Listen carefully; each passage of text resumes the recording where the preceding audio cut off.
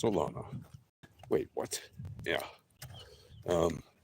It is Sunday, and it is on the VEPS entropy indicator, a trending day on Bitcoin and on Solana,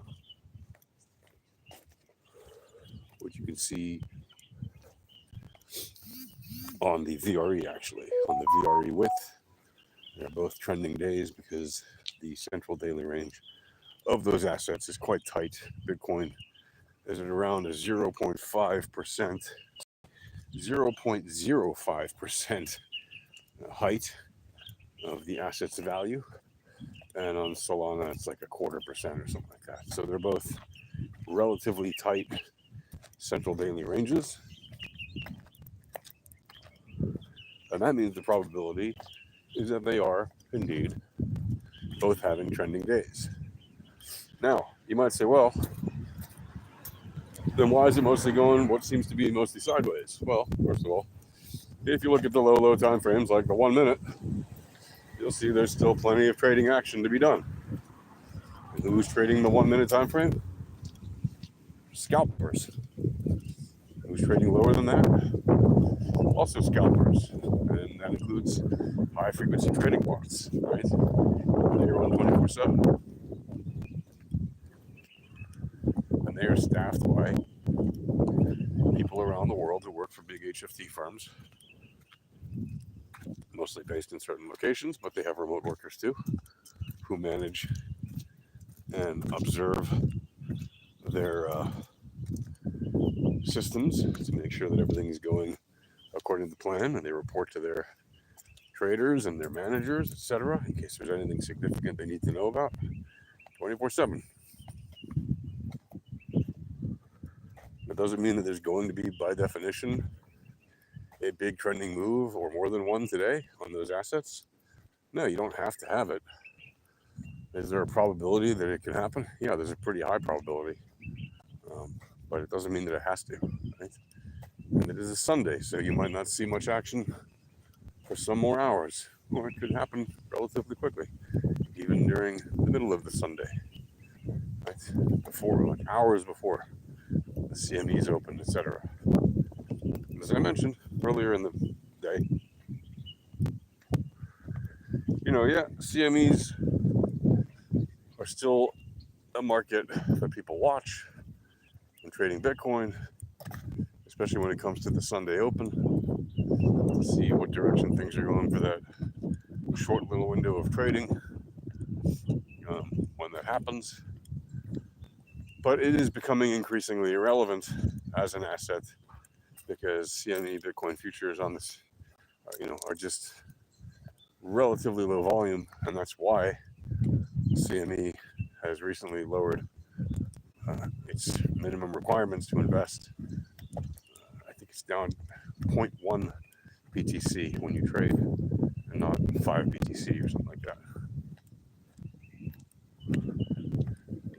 Anyway, you'll notice that Bitcoin and Solana today have both been on the 15-minute moving, relatively, what you want to call sideways, call it sideways. But if you look at the low time frames, like the 3 minute, 1 minute, there's been plenty of little hills and valleys. And if you're fast enough and you have the right position size and information and speed, well, then you're really not having any problems catching those moves if you know how to read the VEPS info and to trade those positions accordingly. Right? There's still plenty of occurrences of opportunity happening on those time frames, and they happen all the time, every day. Right? Yes, most of the time the assets are on a random walk, kind of like I'm randomly walking through this area of trees and leaves. Right? I don't have to go in a particular line, and I might change my direction at any time because it's fun. Right? Because why not? There's a tree that's seen some burn damage, it seems. You can see it there. It's definitely taken some kind of burn damage. I don't know how recent that is though, because it seems to be since a while, and I just noticed it. Anyway, there's randomness for you. And then there are trending moves. And trending moves can be seen with the entropy indicator of alpha trading, right? How do we do it? Well, by using entropy, we can measure whether or not an asset is in fact on a random walk or in a trending move. And we can correlate that with a number of other entropy indicators that we've built, including our Shannon entropy percentage, or percentile entropy, the SEP, and the A2.EPP, which is the alpha squared entropy power percentile. And those are used in correlation with our entropy indicator. And what that tells you, just like volatility and correlation tell you, is whether or not the asset is likely to go up, down, or sideways. Right? How do we know that? Well, the same 6 tendencies that we see for volatility and correlation apply to entropy and correlation. Now, of course, when it comes to entropy and correlation, the correlation of entropy can differ slightly in that slope matters, just as it does on regular correlation of like volatility, but whether or not the entropy correlation is increasing or decreasing, as well as whether it's expanding or contracting. So basically, the rules, the tendencies are for whether or not the correlation is expanding or contracting. However, you need to also understand how to read what it's doing when it's increasing or decreasing, because you can have a contracting correlation of entropy that is expanding, whether it's a positive or negative correlation, and you can have an increasing correlation or a decreasing correlation even if the correlation is expanding. Okay, again, we measure the entropy correlation in terms of expansion and contraction, but we also measure whether it's increasing and decreasing. And you can see that very clearly on the entropy indicators that we have. And you can use that to scalp or trade longer time frames or even invest at really high time frames. Up to you. You know, we as scalpers or as traders of low time frames, we look to that for scalping information, but it certainly works on higher time frames as well. You just have to be careful when you're trading high time frames, to keep an eye on it, just as you would on low time frames, but on high time frames is especially important because indications can change fairly quickly, and those changes happen starting on the lower time frames. And that's why it's important to not only focus on one time frame, right? Even if you're trading the daily or the weekly or the monthly or whatever time frame, right? Really, you're investing at that point. But even if you're investing or trading very high time frames, you should be aware of what's happening on lower time frames. You don't necessarily need to go down to the 1 minute, but you should at least be aware of what's happening down on the 4 hour and the 90 minute and even the 15 minute to see where the changes are starting to happen. Because, a 15-minute period may not seem like a long time if you're trading hours or days or weeks or months. And it's not a long period of time. But see a significant change in direction happen starting on the 15-minute easily. It'll happen on the 1 microsecond, where 1 millionth of a second is where those changes will really start happening. Right? So, and you might not be able to see 1 millionth of a second, obviously, if you're not a big whale and you don't have access to that kind of time frame. But you might be able to see the 1 second or something, or at least the 1 minute. And more importantly, if you're looking at the higher time frames, right, then you need to keep in mind that, like I said, the changes happen starting on the lower ones. So even if you don't trade the low time frames, keep in mind that's where things begin to change, and that's what will affect the indications that you see on the higher time frames that you're actually trading. So, if the 15-minute is starting to do something in the direction of your trade, great. Keep an eye on it, just as you keep an eye on the higher time frame that you're actually trading, just so you know it's continuing in your direction. And if it happens to hit a target of yours on a high time frame, don't be greedy. Even if you're trading a daily or a weekly, if it hits that target all of a sudden, and you still have like 6 days in your week left, or 18 hours left in your day, if it hits the target early, there's really no reason for you to stay in the trade. Once you hit your target, you should take your profits, right? And if it's going against you, yes, in theory, if you're trading a very high time frame and you don't care if it goes against you for an hour or two or even a whole day, great. If you're trading like a weekly candle, maybe you don't care about what happens on a given day, right? But you should definitely keep it in mind, because if it's going against you significantly, it's probably a good reason to limit your loss and get out. Now, we saw about a month ago, at the beginning of August, how quickly that can turn around. So you saw, like, on the period of July 29th to August 5th, the asset was dropping pretty significantly. And when it spiked down on the 5th of August, what did it do? It bounced up almost completely, like about 2/3 of the way of that daily candle, and then proceeded to go up for most of the rest of the week. And on that following Thursday, on that same Thursday of that week, the asset was basically above where it had dumped out from on that day on the 5th. So, within a weekly candle, you can see a significant move down and then push right back up and even get above. So those things do happen. But what does that mean? Does that mean you should, stay in the losing trade and just hope that it goes back up? Well, in my opinion, no, you shouldn't stay in a losing trade. If you're in a profitable trade and the asset starts to go against you, take your profits and get out. If you're in a losing trade and the asset is going against you, you should get out. You should follow the Warren Buffett rule if you want, if you're a high time frame investor, right? Don't lose money. That's rule number one. Rule number two is see rule number one.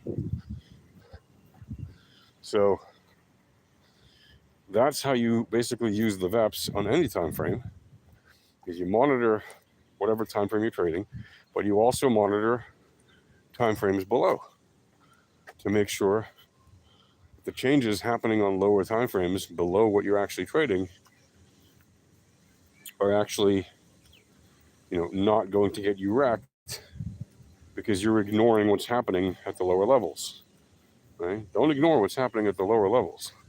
Now, you might have a principled view about, no, I only invest and I only, take long trades for the last weeks or months. Okay, that's up to you. I'm just not telling you how to trade. I'm telling you how I do it and why alpha trading really is useful for low time frame trading, or any time frame, but especially we focus on low time frame trading. Why? Well, because we figured out years and years ago how to use volatility and correlation to scalp delta. If you don't know what that means, you should Google it or come into Alpha Trading's Discord and we'll tell you.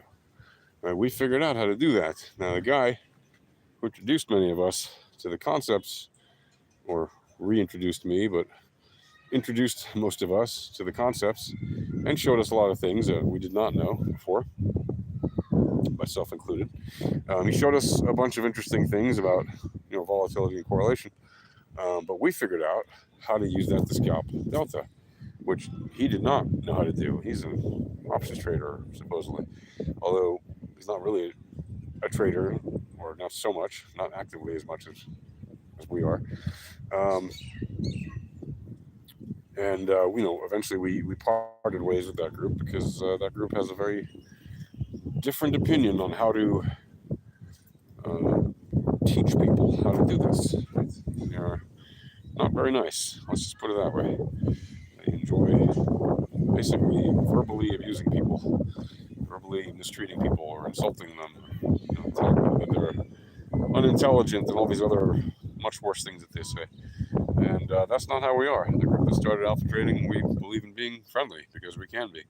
And we believe that it is not in a person's nature to understand naturally how to trade the VEPs, right? The VEPs is a phrase or a term we coined that just stands for volatility, entropy, probability, and statistics. And we built our own set of tools and a much better entropy indicator system and a much better, probability set of tools for like our projection boss and our variance tools and our volatility radar and you name it. I mean, we basically built a much better system for actual traders as opposed to people um, who might be traders but are trading much higher time frames and possibly trading options, etc. You can certainly use our tools for trading options. That's why they're built. But we developed them especially to be able to exploit the occurrences of opportunity on low time frames, because that is where you will find the vast majority of occurrences of opportunity. Obviously, right? There's going to be more candles on lower time frames, therefore, there are going to be more occurrences of opportunity on lower time frames, and it should come as no surprise to anybody that is how we do that. Right?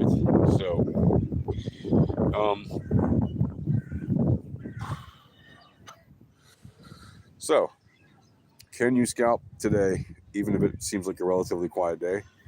The answer is absolutely. Even if you don't see massive trending moves, even if it's a trending day that doesn't have huge trending moves, it's still very probable that there will be trending moves worthy of scalping on like the 15-minute and lower time frames. There certainly have been already trending moves on the 1 minute because there are every day. Right? Practically every hour on an asset that trades 24/7, you're going to find almost every hour or two, at least a couple of minutes where there's a trending move. Now, you might say, well, how can I catch it if it's only a couple of minutes? Well, maybe you can't. Maybe you're not capable of trading such low time frames, and maybe you need to trade higher time frames for a while until you get faster. Also, maybe the trending move will be relatively small, and that happens. You have a lot of days where you have a lot of small little trending moves, and if you're not a fast trader, then no, you're not going to necessarily catch the trending moves. But guess what? You can actually trade assets when they're in a random walk. Like very often you'll have a fat tail outlier developing while there's a random walk happening. A fat tail outlier basically means an asset that moves coefficient of variation indicator, I should say, which is an indicator, and its correlation. If you use that indicator, you'll see that quite often there are fat tail outliers developing. You see the variance rising, and eventually it gets to 2 or more standard deviations. Well, before it even gets to 2 standard deviations, right, or sometimes it just shoots from the mean up to 2 or 3 standard deviations away, in which case that is a serious move. And if you are in it, great. If you missed it, you missed it. And yes, it could keep rising, but don't chase the dragon, right? If you have other information that says it's going to continue to rise, like if volatility says, yeah, it's likely to continue rising, and if the RMLRs are saying it's going to keep rising, and if entropy says it's going to keep rising, great.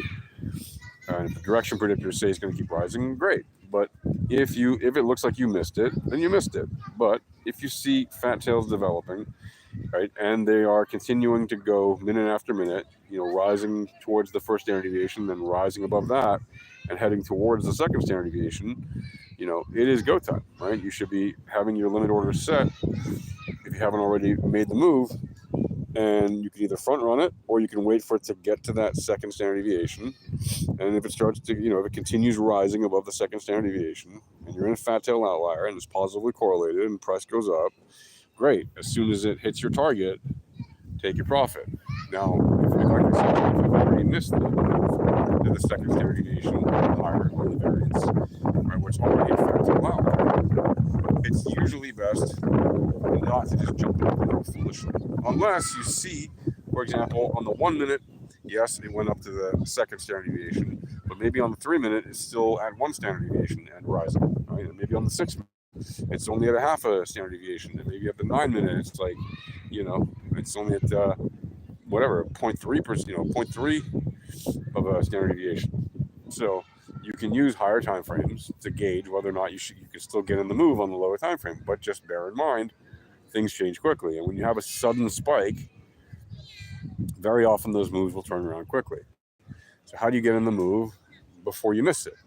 Again, that's why you got to read the information and see what's likely to happen with the probabilities, and understand the asset you're trading and see what tends to happen, right, with the volatility, because that's going to tell you. Don't look for patterns. Don't be like, oh, it's been flat now for 16 minutes, so on the 17th minute it has to go up because somebody said that that's the average. No, don't do that, right? Don't use historical patterns.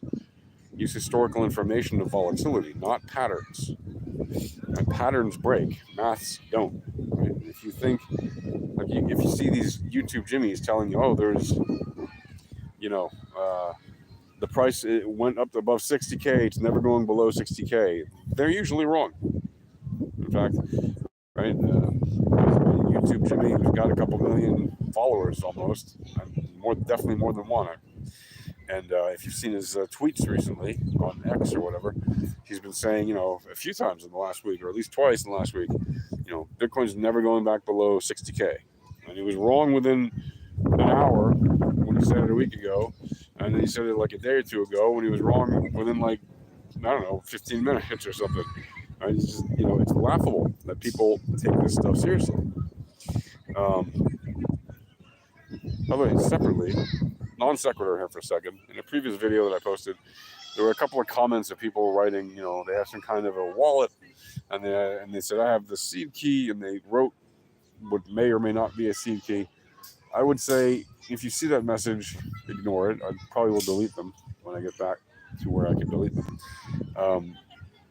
But those are the kind of comments that are probably scams, like people trying to get you to open some kind of a junk piece of software that if you open it and you use their quote-unquote seed key, all right, and you try to get access to the crypto that they claim is on that wallet, you'll probably be opening yourself up to a phishing attack, and you could easily get your wallet drained. So don't do it. They could hack in your computer that way. They could do a million things that way. Don't click on those things. Don't look up those things.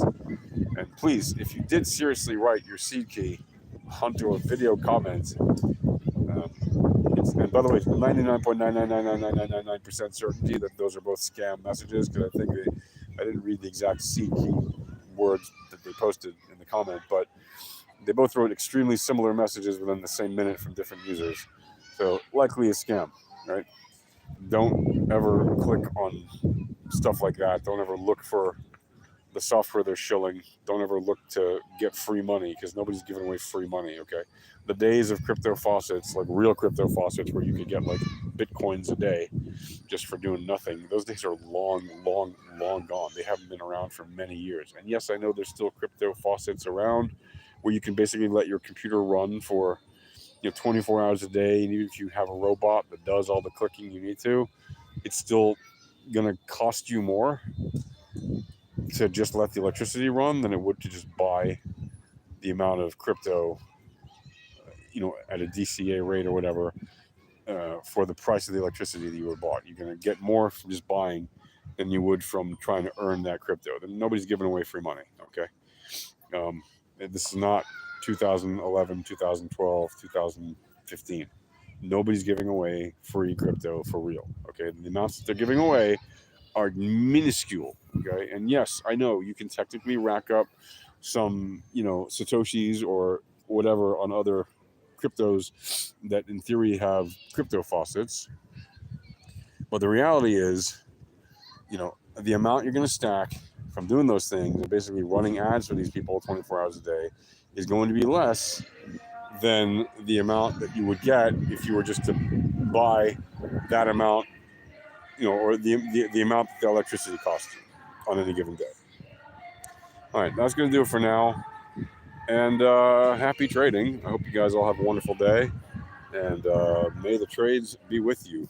Cheers. Happy, joy. See you later. Until the next one.